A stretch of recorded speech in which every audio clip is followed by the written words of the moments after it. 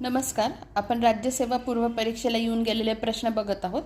इतिहासावर महाजनपदे व राजा यांच्या जोड्या लावाच्या स्वरूपात दोनदा प्रश्न विचारलेला आहे आणि दोन्ही प्रश्न सारखेच आहे, फक्त एक जोडी वेगळी करून दिलेली होती.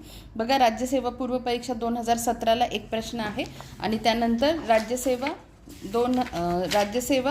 पूर्व परीक्षा 2022चा एक प्रश्न आहे. प्रश्न बघा काय आहे.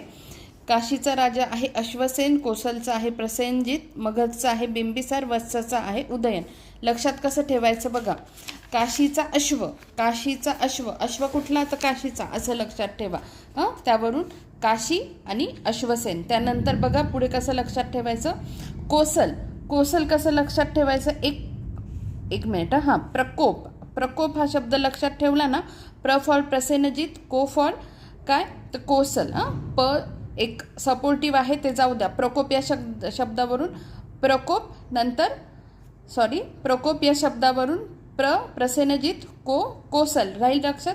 त्याच्यानंतर बिमार या शब्दावरून बघा, बी फॉर बिंबिसार, मा फॉर मगध. ठीक आहे, असं लक्षात ठेवा. आणि र एक सपोर्टिव्ह आहे. प्रकोपचा प आणि बिमारचा र सपोर्टिव्ह आहे.